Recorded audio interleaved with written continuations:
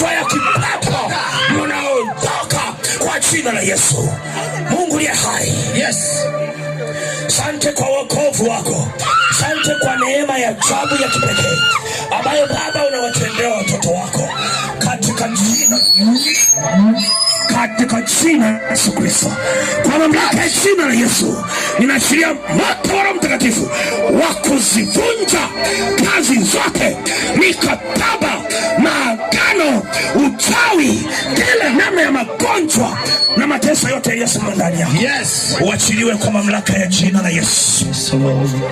Naomba mhudumu mwanamke sogea hapa kwa damu ya Yesu Kristo. Wewe ulilishwa vyakula. Yes. Shika tumbo lake, alilishwa vyakula. Unaachiliwa. Hivyo vyakula ulivyolishwa kwa unaachiliwa. Vyakula ulivyolishwa kwa njia ya ndoto unaachiliwa. Unaachiliwa. Shika tumbo lake. Afunguliwe.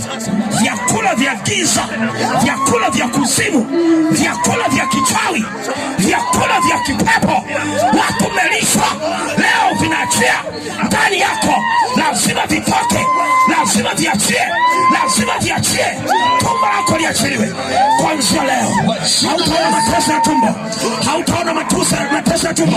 Katika jina la Yesu umefunguliwa, uko huru. Umefunguliwa, uko huru kwa moto wa Roho Mtakatifu. Mungu mwenye nguvu, tenda miujiza, unaifanya maajabu, unafungua watoto wako na kuwaweka huru kwa jina la Yesu Kristo.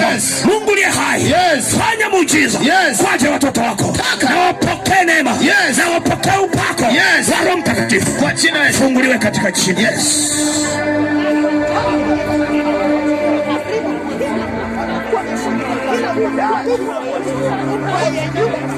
Kwa jina la Yesu Kristo.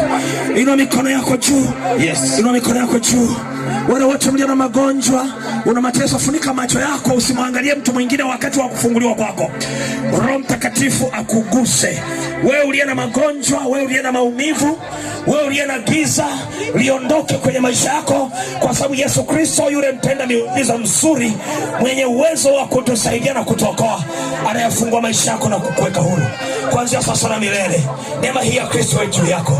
Baba, asante kwa sababu ya ukombozi wa nafsi na roho kwa ajili ya watoto wako. Unawaponya na kuwafungua na kuwaweka huru. Asante kwa sababu ni mwaminifu. Utatenda haya na kusini katika jina la Yesu Kristo Mungu aliye hai. Amen. Hallelujah. Wale ambao wameokoka msiondoke. Wale ambao wamempokea Yesu, kama umempokea Yesu, naomba usiondoke, usogee hapo. Yule ambaye ameandaliwa basi, wewe ambao umeokoka, kuna kijana pale, andikisha jina lako ili tuendelee kukuombea. Andika jina lako pale. Tembea kwa miguu wako wanaopanda vyombo vya usafiri, ninaomba Bwana ukawalinde, na zaidi ya yote tunaiweka kesho mikononi mwako. Mungu ukapate kuonekana kwa viwango vingine vikubwa. Asante kwa sababu Mungu umesikia haya, nimeomba nikiamini kupitia jina lililohubiriwa mahali hapa, jina la Yesu Kristo aliye hai. Wote tuseme amen. Mungu awabariki, tuonane.